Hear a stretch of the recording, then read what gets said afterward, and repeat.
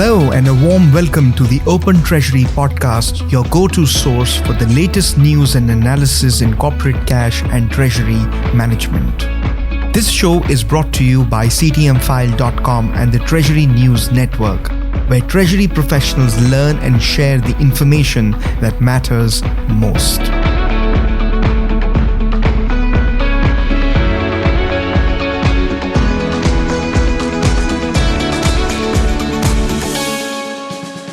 I am your host, Pushpendra Mehta. Joining me today is Paul Galloway, Senior Director, Advisory Services at Strategic Treasurer. Welcome back, Paul, to another episode of the Open Treasury podcast.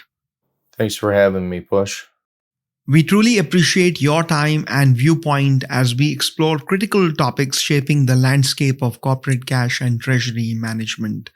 In today's edition, Paul, we shall discuss 4 topics, namely, most treasurers prioritize safety, liquidity, and yield, or SLI, for their short-term investment. Fides unveils next-generation unified treasury management platform. CFOs project higher AI budgets in 2024. And finally, Deepfake may emerge as the most substantial payment security threat for CFOs and treasurers in 2024. Our audience can read articles, interviews, and industry roundups by visiting ctmfile.com or by following the links in our show notes. Let's begin today's discussion with the first story, which is about most treasurers prioritizing safety, liquidity, and yield for their short-term investment. Given that liquidity risk featured among the top risk concerns for 2023, Treasury executives are focused on stabilizing liquidity. The latest liquidity risk survey report, underwritten by Old Spring Global Investments and powered by Strategic Treasurer, corroborates this fact and says the priority for most companies is safety, liquidity, and yield in that order. According to the latest Strategic Treasurer's liquidity risk survey report, safety seems to be the predominant priority overall when it comes to selection of short-term investments. Is the emphasis on safety notably greater in large corporations than smaller companies? And if so, why? Also, if I can ask you another question, which is, can you shed light on the findings revealed in the survey report that pertain to the notable investment vehicles used for short-term funds in the past year that witnessed the most significant upticks in utilization? Yeah, when you think about short-term investments as a treasurer, safety, liquidity, yield, these are all important factors. They can change in priority depending on what's going on in the markets, depending on the business model you have in play, the activity that's occurring either in organic growth or through acquisition. There's a variety of reasons why a treasurer may prioritize one of these 3 over the other. But currently, in today's environment, safety has certainly become a higher priority, especially for larger corporations.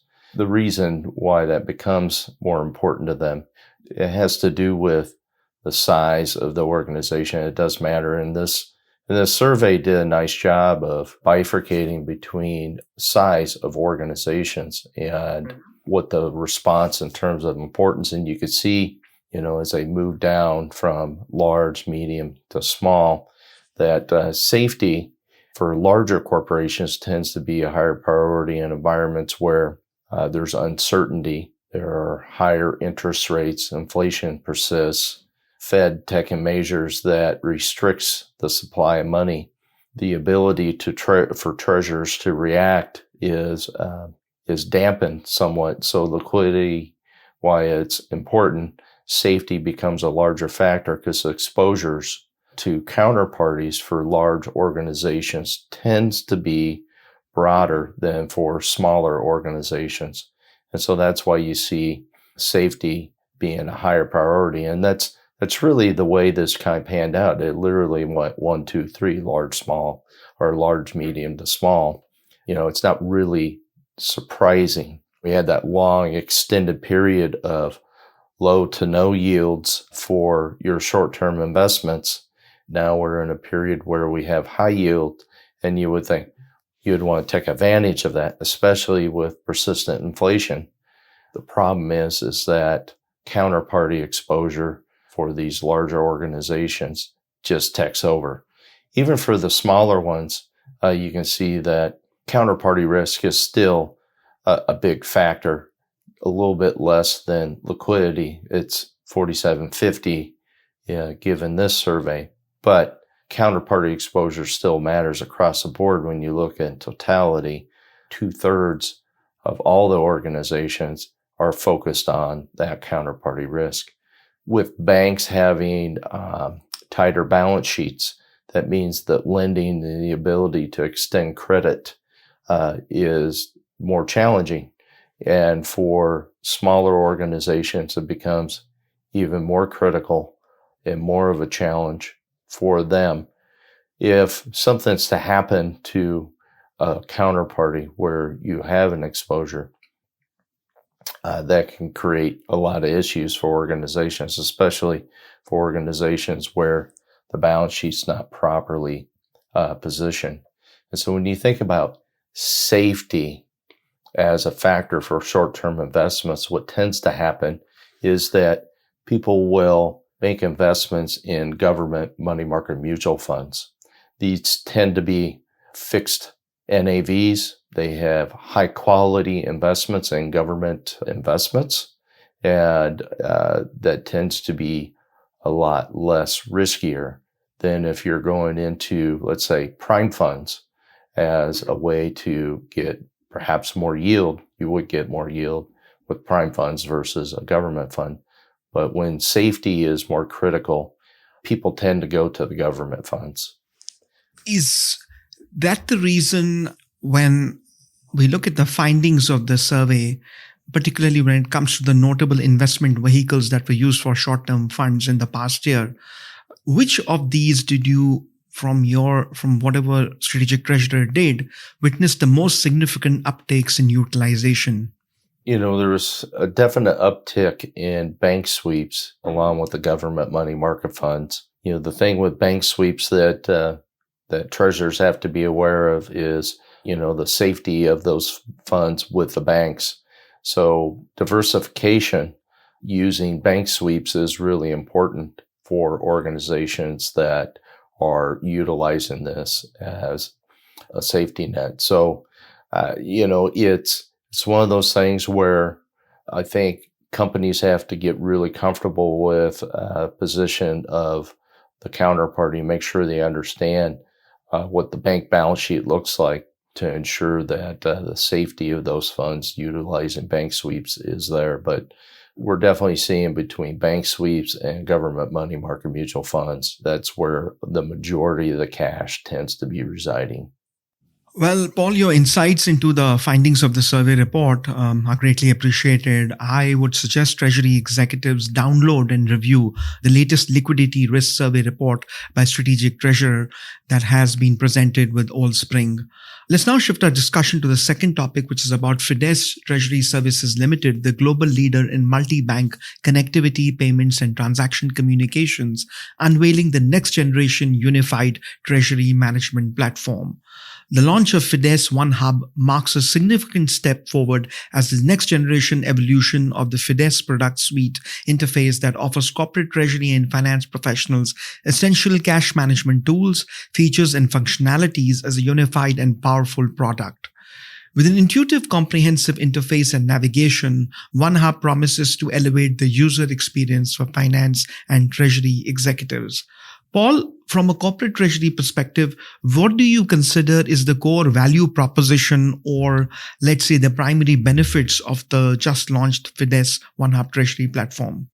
Yeah, Push. I've known Fides Treasury Services for several years now, and anybody that's used a bank aggregator would know who Fides Treasury Services is. They are a global leader in this arena. Yeah, so they connect banks to a central hub within the Fides platform that allows for organizations to connect to ERP, treasury management system, or other platforms that they utilize to manage cash, have visibility, make payments.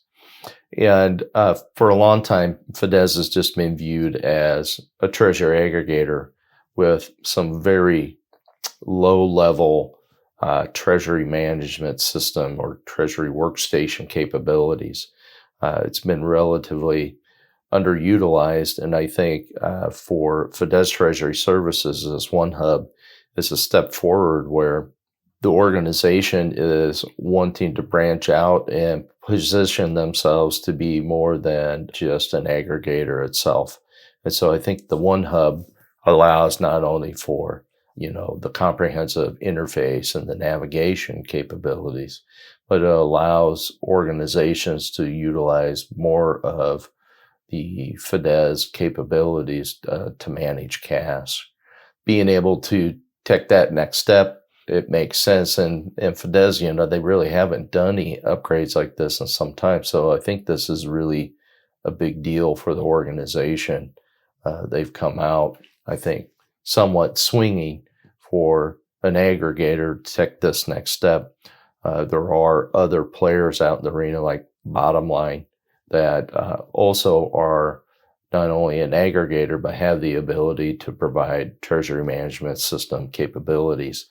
And this positions Fides in a way that is similar to Bottomline. And so now you got your connectivity to systems. You have the ability to manage and effectuate transactions, connect to banks, have visibility to your cash position. So this is just, I think, a good move on their part from a standpoint of how they're positioned in the market. I think this will turn out to be a really good move on behalf of the organization. Paul, thank you for detailing the primary advantages of Fides' groundbreaking treasury management platform. Let's move forward to the third story, which is about CFOs projecting higher artificial intelligence or AI budgets in 2024. A vast majority, which is 9 in 10 CFOs, are projecting higher AI budgets in 2024, and none are planning a reduction, according to a recent survey by Gartner. Some 71% of those surveyed plan to boost spending on AI by 10% or more compared to last year. As organizations venture further down the AI path, executives must agree on the ultimate goal for use of this technology, said Alexander Band, Chief of Research in the Gartner Finance Practice. CFOs should complement increased spending on AI with critical C-suite discussions about the organization's AI ambition. Paul, in discussions with C-suite executives, what key aspects of the AI ambition, goals, or vision should the CFO focus to ensure that AI funds are spent wisely?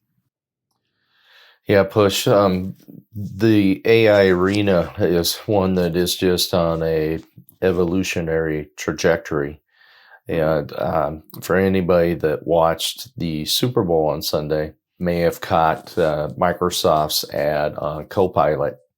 And so this is their AI app that they're positioning out there, and it's kind of got a business platform to it. So this is something that I think organizations could gravitate towards using. I downloaded the app myself. AI is becoming one of those things where organizations are going to have to keep up with the evolutionary changes. I keep using that term because that's really where we're at. Chat GPT comes out, and we've had several others that have been in play. Organizations in the tech arena are pouring funds into continued development of AI technology, and organizations that have an interest in utilizing or allocating AI or budgets to AI, they need to make sure that they have somebody that's staying on top of it and informing them in the right way. There are things about the use of AI that probably concern some folks, but if you do the right homework and position yourself correctly, you can do things to mitigate risk associated with what AI can do. So we can control the AI itself. So it's a matter of just ensuring that you have the right controls that are in place. When we think about adoption of AI, a year ago, there was this sense that, hey, there's probably going to be a lot of people sitting on the sidelines waiting to see what happens. And I think that was true. And now I think a year later, what we're seeing is that CEOs, CFOs are feeling a push towards accepting AI in terms of how it can help their businesses, not only from a growth standpoint, but also from an operational standpoint. So there's different ways that AI can be utilized. It can be utilized to monitor and report on data. It can be utilized to optimize the way things are run within an organization. It can also help strategically position organizations to be for greater growth of the organization through product development or services that they offer. So I think what we're seeing now is that there's going to be a prioritization across companies in this arena. I think for C-suite executives, they've got to make sure that they have a good foundational understanding before they make that decision.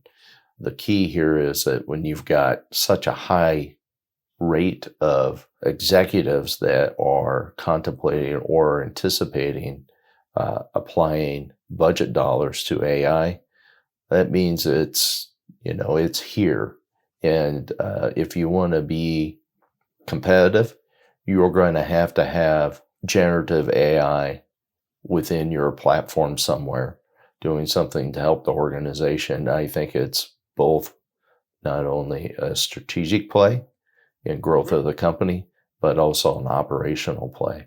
Not just strategic, but also an operational play. Paul, you added a fresh dimension to the topic, and thank you for your valuable points. I, for one, couldn't agree more. Let's turn our attention to our next story, which is about deepfake fraud that may emerge as the most substantial payment security threat for CFOs and treasurers in 2024.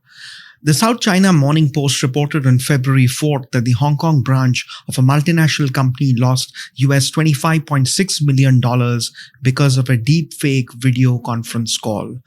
According to the South China Morning Post, a finance department employee of the company at the Hong Kong branch was invited to a staged video call full of deep-faked company executives that included the organization's London-based CFO. Barring the finance division employee, every colleague in the video call was fake. Responding to the escalating urgency conveyed by the fake CFO to conduct fund transfers, the finance executive adhered to the instructions given during the call, ultimately transferring about $25.6 million to 5 different bank accounts spread across 15 transactions. The finance employee complied with the instructions given during the video meeting because the CFO and other colleagues in attendance looked and sounded like people he recognized. The digitally manipulated representation of the victim's colleagues craftily imitated the behavior and gestural mannerisms of the real CFO and the rest of the employees, which made it difficult to distinguish the real from the fake. This scam marks perhaps the biggest known corporate fraud using deepfake technology to date, reported Bloomberg in an article published on February 5th. Paul, while this $25 million AI-generated heist may be one of the most significant corporate frauds involving deepfake technology, do you think it likely will emerge as the most substantial payment security threat for CFOs and treasurers in 2024? And if so, why? This is an important article for people to read. I think it really opens your eyes to what artificial intelligence can do. The way it can mimic people, utilize video, get an understanding of mannerisms. To pull this off, this took a team of people that were studying the leadership at this organization. So it wasn't something that they did quickly. It was something that they did over time. And that's not unusual for fraudsters to take time before they actually strike because they want to make sure they can get away with it. And the way they do that is they take time to monitor, understand, and know what the key nuances are tied to pulling off, in this case, the deep fake. This is pretty significant, and it's eye-opening because this article points out that the video itself, has the ability to mimic so well that it becomes hard for human beings to decipher what's real and what's not real. They ran a study on it, and it's significant. So the thing that I think becomes more concerning if I'm a treasurer is, what can I do with controls and checks to ensure that my people are trained properly and that we're doing things that ensure that the transactions that we're being asked to do by any executive within the organization is true and correct. So it's that old trust but verify approach. I trust that this is true, but I need to verify it's true. It's the best thing you can do for your organization is to check, to have the proper check. So what does this mean in terms of how you do that? Well, you got to have avenues and approaches to do the check that aren't tied to the modem in which the message is being delivered. In this case, it's video conference. It was really difficult for the employee to not say this wasn't real. Everything he was seeing and hearing to this person seemed real. And unfortunately, none of it was real. It was all fake. And it caused them to, send out multiple payments to different banks, 15 transactions, 5 different banks. It's crazy to think that, this happened, it actually worked. But the reality is when the human mind can't get wrapped around that, oh, this might potentially be fake, because everything's indicating, all the indicators, the look, the feel, the sound, it's real. So in the technology to do this has become, less and less expensive to execute on something like this as well. So the fraudsters are gaining access to tools that allow them to engage in this kind of activity. So quick hitters are becoming less prevalent for some, and they're going after these big high dollars, 25 million. That's a lot of cash to go out the door and lose. It's quite significant. So I think in 2024, we're going to see more attempts of this. The question will organizations have the proper backdoor steps to ensure that it's real? When I was, acting in a treasurer capacity, I had the CEOs and CFOs direct cell phone numbers. So if I thought anything didn't feel right, I could call them direct. And I know I would get a hold of them. Go down and go to their office. If they're in the office, go see them. Yeah. I think there's just a lot of different ways that you can take steps to ensure that what you're being asked to do is true and correct. So trust but verify, especially in today's age. I don't think there's any way that I would ever, if I'm in a treasurer capacity with an organization moving cash, that I'm going to accept a video conference as, hey, this is true and legit, and I'm going to go do this. It just feels like in today's age, it's too risky. Well, you're absolutely right. And I, for one, think that it is that deepfake fraud is likely to emerge as the most significant or substantial payment security threat for CFOs and treasurers this year, primarily because deepfake fraud attempts have witnessed an unprecedented increase. Thereby, what I mean is it surged in 2023 compared to 2022. And this surge or this increase has been 31 times the volume of deepfake attempts that were made in 2022, which is an astounding 3,000% increase year over year, according to Onfido's report, Identity Fraud Report 2024. Also, deepfakes are becoming harder to detect, which is also posing a real threat to corporations. So you're absolutely right in terms of, it's important to be vigilant and important to take all the safeguard measures, and treasurers in particular considered to be the superintendents of payment security, can take the lead in education, training, and general awareness around the financial and reputational risks that can affect a corporation's credibility because of deepfake fraud attempts. That study, nearly 2/3 of the AI generated videos were accurate in terms of how they portrayed individuals. Mm-hmm. So that makes it very difficult in a video conference where, you don't have enough time to process everything. If you sat there and you had time, let's say you just had a bunch of time, you could just watch that video over and over and over again. You may pick up on the things that aren't right, but when you're there in the moment with 2/3 of it nearly being accurate, that's really difficult, I think, for people to wrap their arms around, get their head in the right place so they can say, oh, this doesn't seem real to me.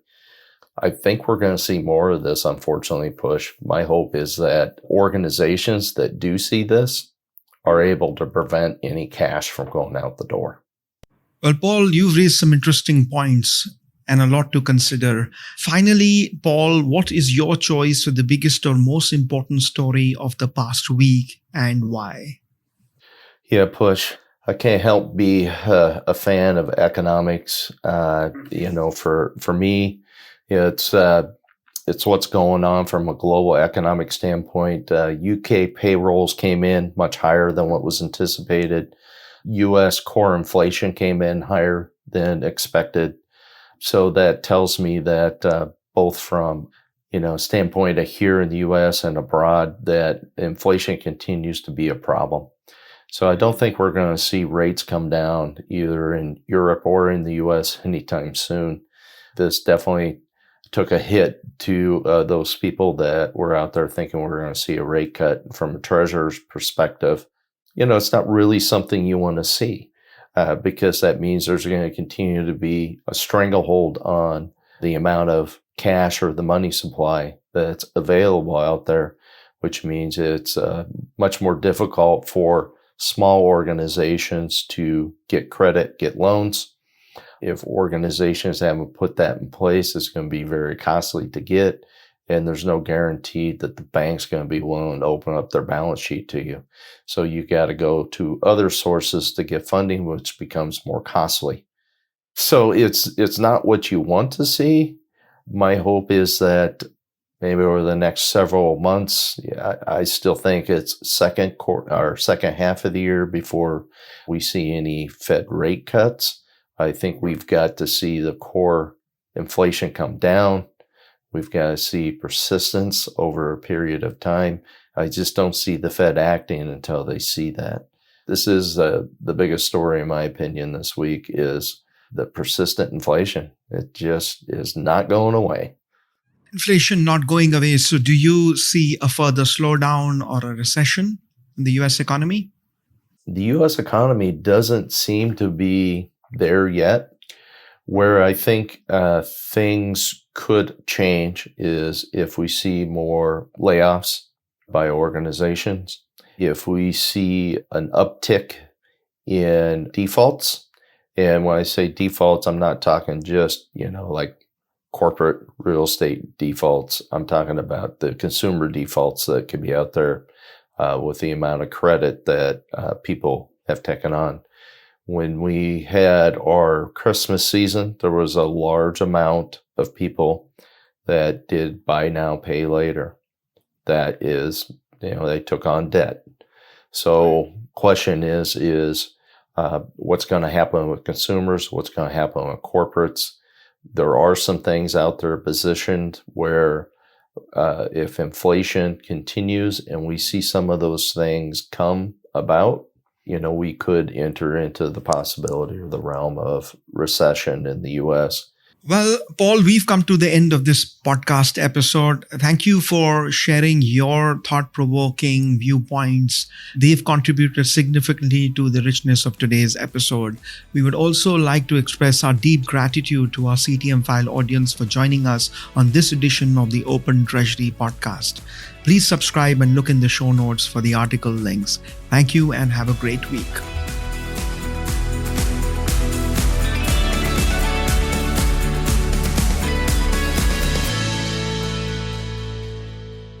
This podcast is provided for information purposes only, and statements made by CTM File or guests on this podcast are not intended as legal, business, or consulting advice. For more information, visit ctmfile.com.